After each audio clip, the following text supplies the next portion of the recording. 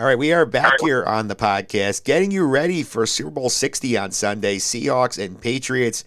Joining me today is kind of an annual tradition here to break down the game. The pro football guru himself, Russell Baxter, is back with us. Russell, welcome back. How are you? Well, hello there. I'm trying to think the last time we spoke. But per usual, the season goes in a blur, and all of a sudden we're here with two teams. Remind people, neither one were in the playoffs last year. Yeah, for sure. It's a good place to start because, going into the season, the expectations for both these teams were not great.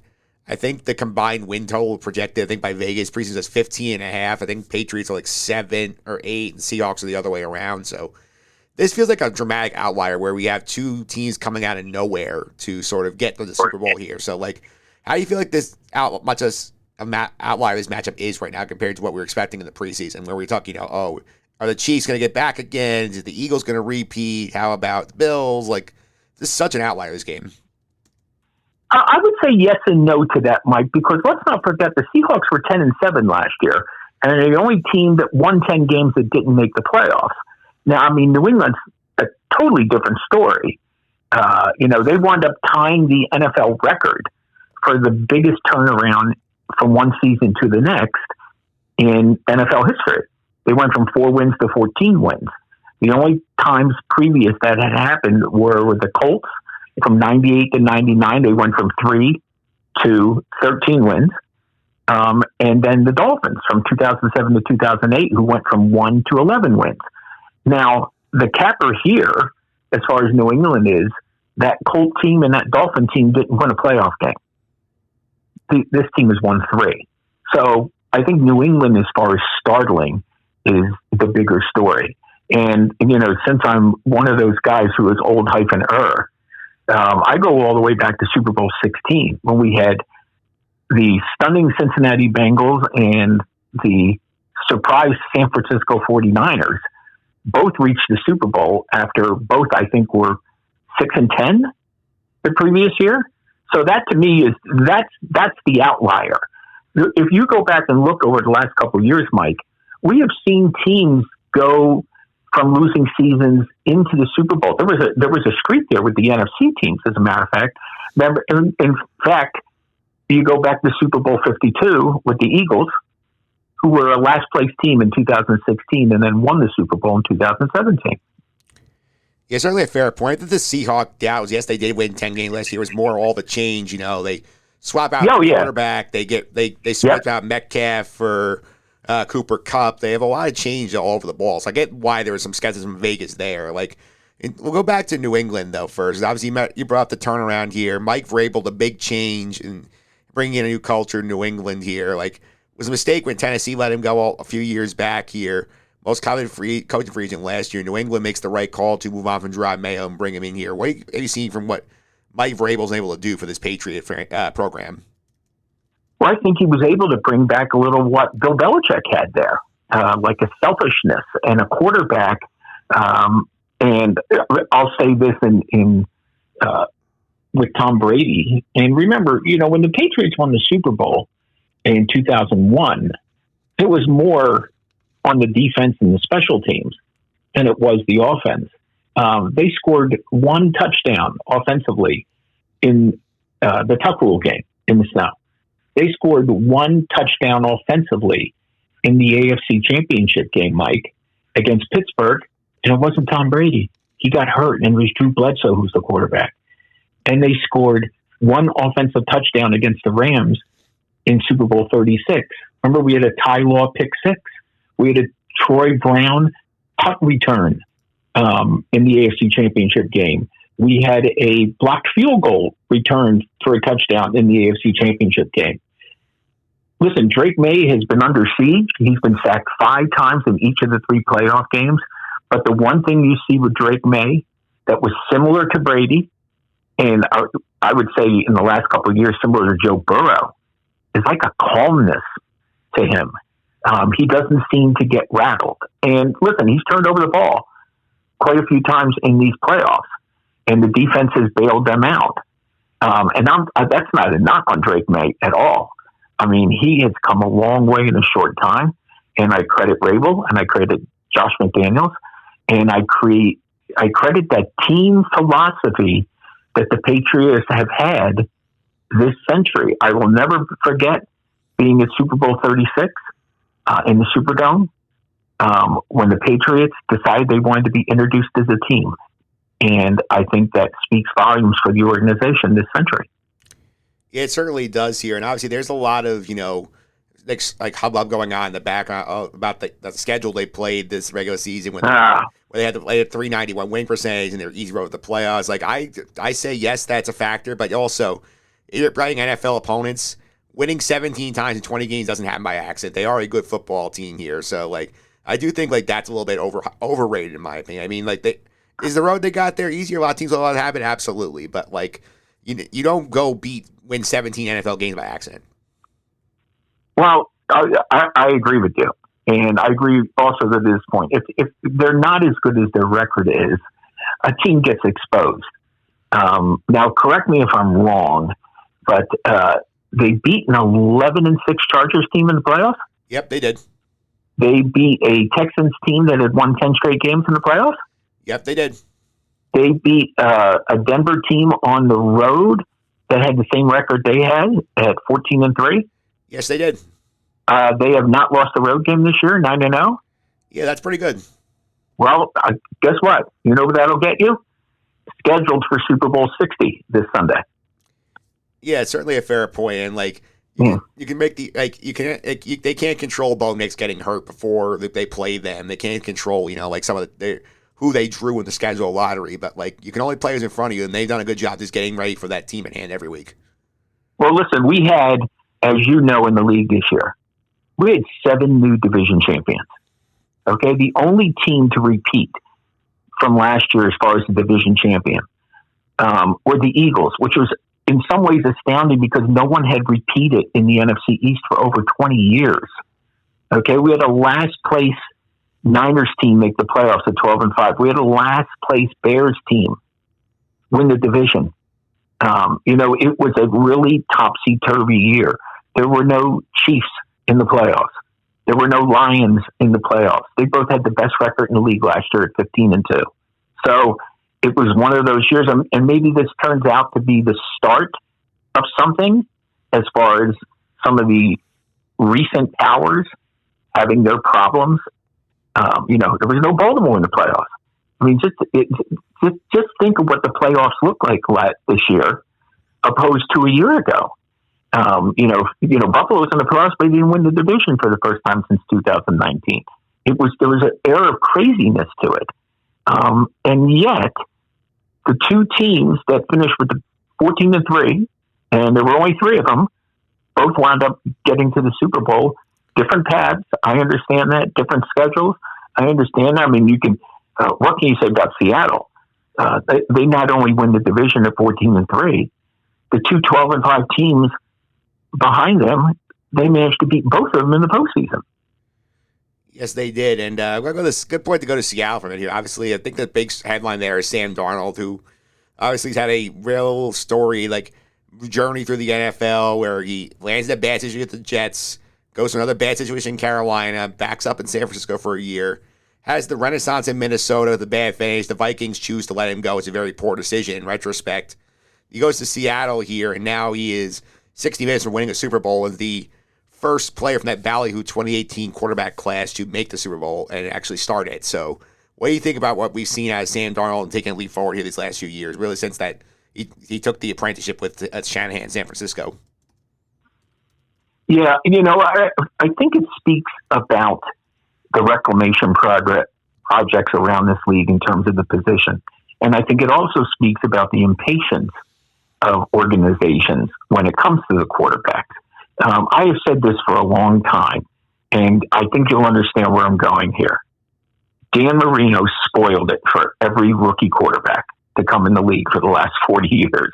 I think people looked at what he did, and he had a dynamite rookie year, even though he was not the original starter. And then he comes in 1984 and has one of the greatest years a quarterback could ever have. 5,084 yards, 48 touchdowns. He shattered records. And obviously he went on. Now, he went to the Super Bowl that year. The Dolphins haven't been back there since.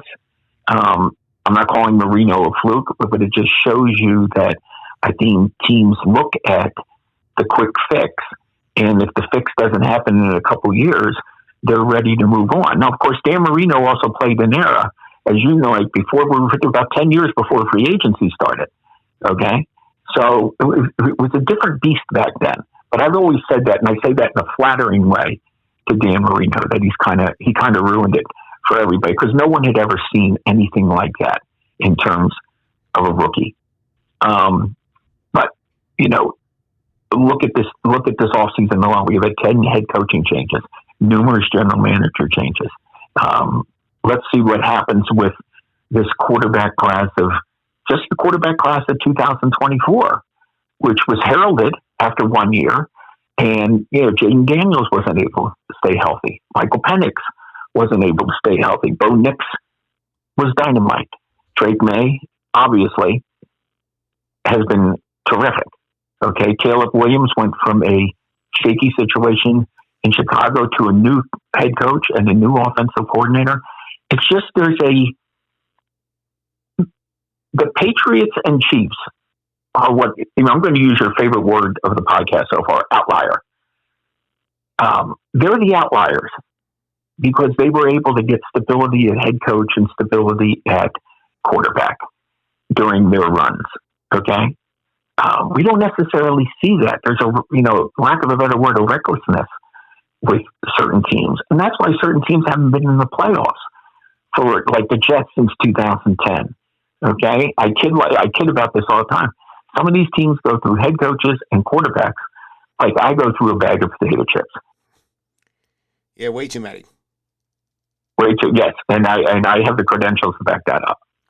Yeah, I think the Darnold thing is fascinating on its own because obviously, because this is a guy who looked like he should have he came out of college, or he's this is the guy, he's gonna be the best quarterbacks in the league quickly, and then obviously terrible situation with the Jets. Carolina didn't do much for him. Minnesota, I think, really has buyer's remorse for letting him walk from McCarthy last year, and it just goes to show you sometimes you just need that perfect landing spot. And Seattle was it for him. Well, yeah, and I think the best thing that Seattle did in that regard. And I also say this about Sam Darnold, and correct me if I'm wrong. When Darnold was at USC, one of the knocks on him, even though he wound up being the third pick in the draft in 2018, there was the turnover bug with him. Yeah. When he was with the Trojans. And unfortunately, when he got to the NFL, he never really fixed that.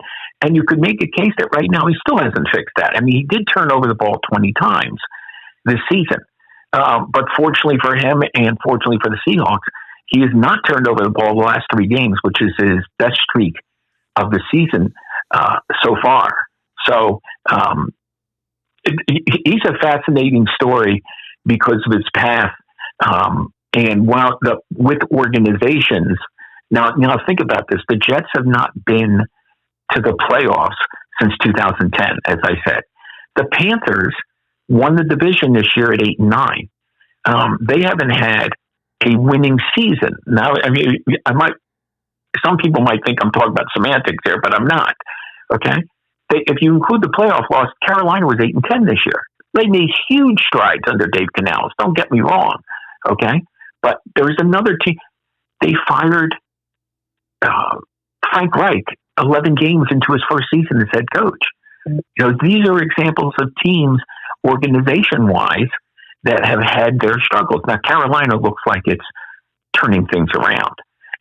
And credit to Robert Kraft and the Patriots organization, because they recognized a shortcoming very quickly, apparently with Gerard Mayo, and made the move and got a guy who was more than familiar with how the Patriots did business. And, the beauty of Mike Vrabel is you've got a guy who was a defensive guy with a little bit of an offensive background. Remember, a pretty busy guy as a tight end when they put him in situations. I believe caught touchdown passes in Super Bowl 38 and Super Bowl 39. Okay, so when you have that and understanding what the organization and the Patriots are looking for, and people often talk about the disciples of Bill Belichick as head coaches. not doing overly well. Well, Vrabel wasn't a coach for him. He was a player for him. And maybe that's a big key to hear. Yes, Tennessee, listen, I remember they were off to a good start on 23. They were 7-3. They lost their last 7 games. Then they had another losing season. And you could argue they pulled the plug on too early on him. Okay, it certainly looks that way. This way, just like there's a lot of speculation in Minnesota that the GM got fired because of the success of Sam Darnold in Seattle, and the Vikings decide to go. But I mean, that's a story I think we're going to hear about in the next couple of days. What really happened then. But I'll go back to my original point: impatience with owners, impatience with organizations. Okay.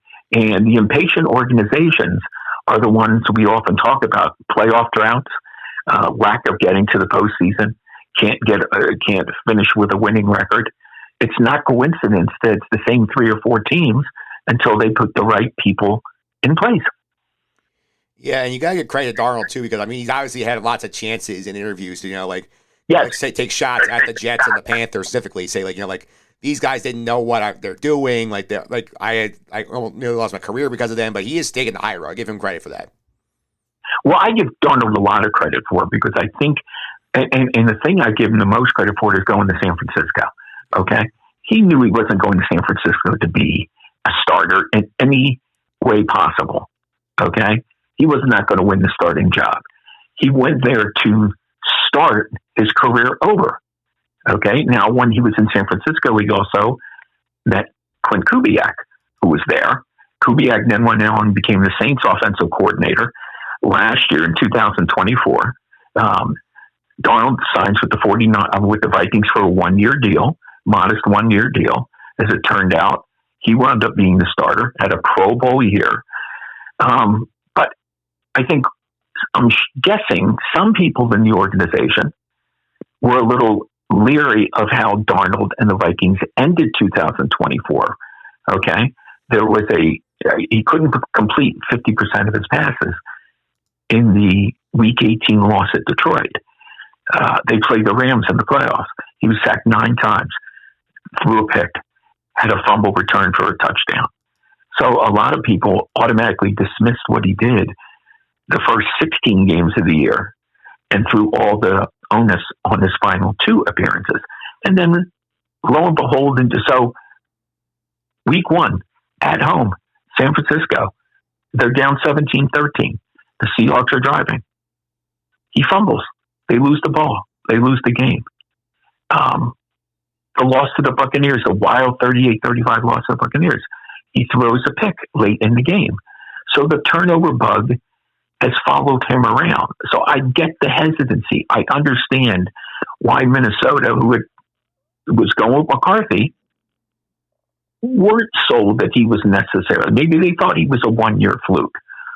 But being reunited with Kubiak, I think, was huge for him.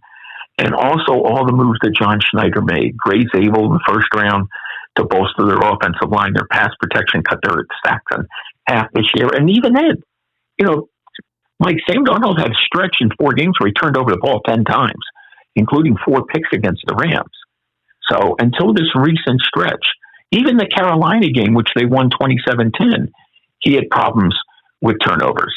So I get it. Remember, Seattle finished with the 2nd most turnovers in the league this season, ironically, behind the Vikings, without Sam Darnold.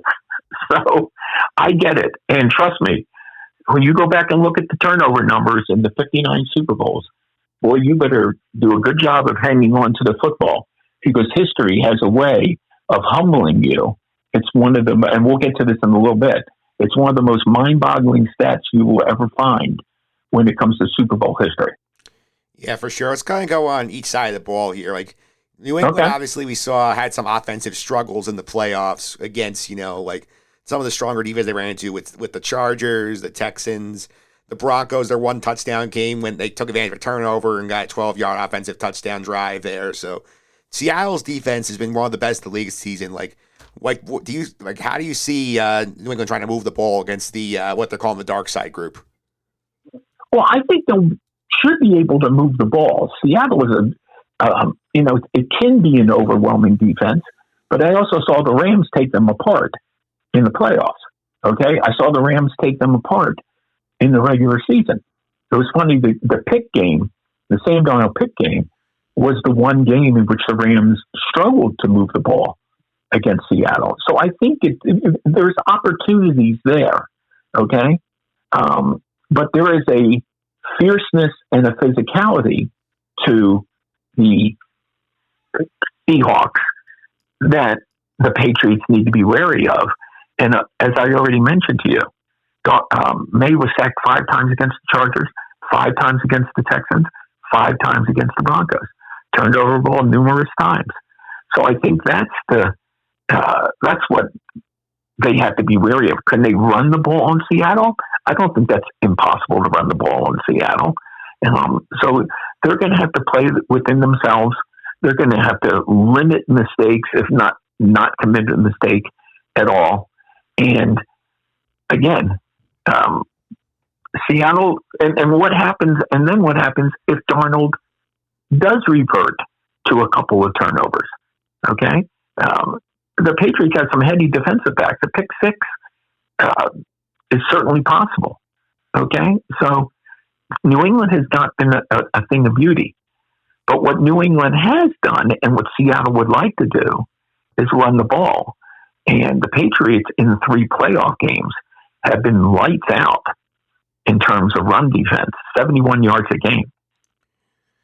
Yeah, we'll flip it around here to the New England side when on their defensively with Seattle, because we've heard a lot about Zach Kerr, who's in the interim play caller on defense, while Terrell Williams is recovering from cancer treatments. So he's done a good job, especially down the stretch here of throwing different looks at quarterbacks, and that's helped fool guys like Herbert and Stroud in the playoffs. And we know Sam Darnold in the past has had issues with reading coverages here.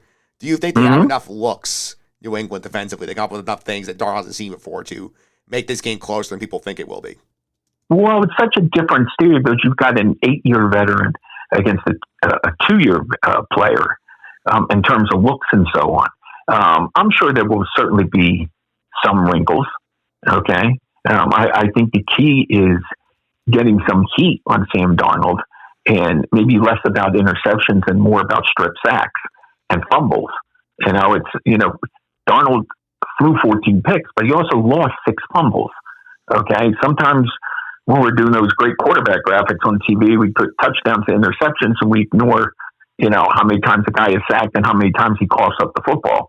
So, I think that's a big, and New England has done a somewhat decent job of getting heat at the opportune times.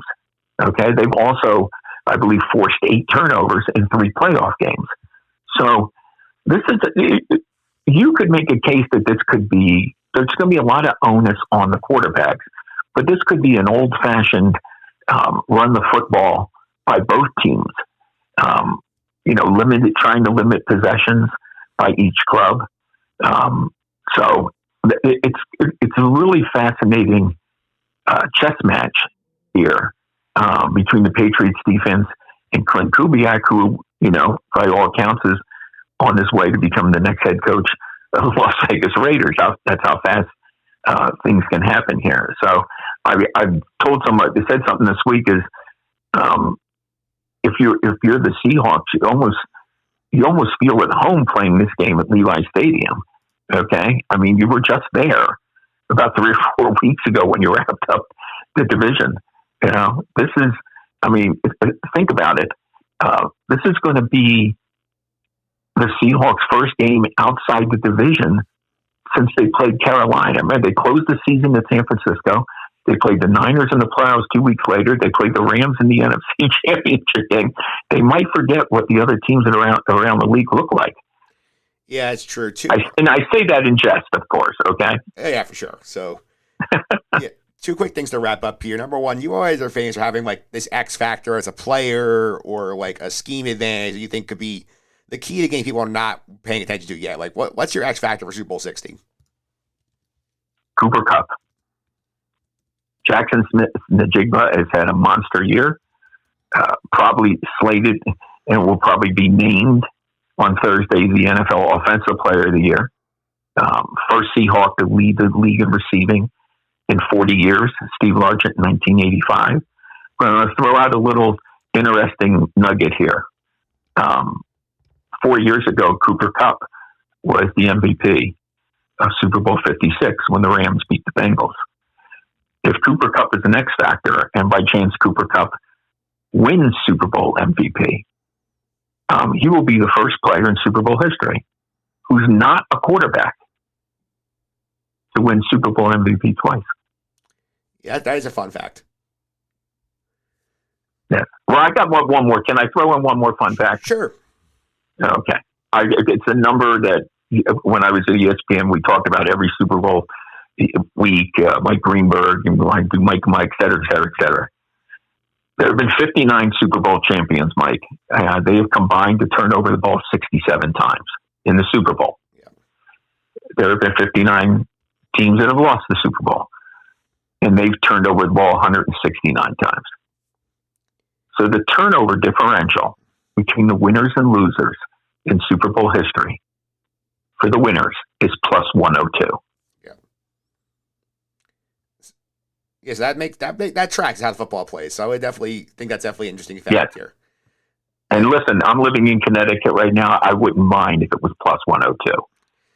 Yeah, that would not. I don't think we'll see where we complain right now about plus 102. All right, last question here. We covered a lot of ground here. Any other storylines you're tracking in the game you think we should be watching for?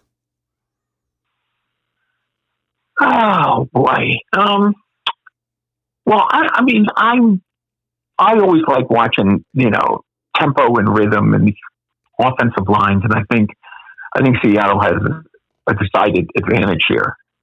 Their offensive line with the previous 2 years before this year was ranked near the bottom of the league. New England's it's been spotty, because of injuries and so on. Seattle has done, I think, a better job. Every offensive line gets riddled with injuries, it seems like. And I just think they've done a better job. Again, we mentioned Zabel, who came and offered stability at guard as a rookie and so on. So I'll be interested to see. And New England's got a lot of young players, not the same Seattle doesn't, but Seattle appears to be a very, very confident. Listen, they've won 9 games in a row, and they've won a lot of them very, very decisively. Okay, now you only need to win by 1 point to win the Super Bowl. I understand all that, but this looks like kind of a confident team, a very confident team that seemingly has found itself. And I think the Seahawks, late in the season, they lost to the Rams, and they struggled to beat the Colts with Philip Rivers, and they did that at home.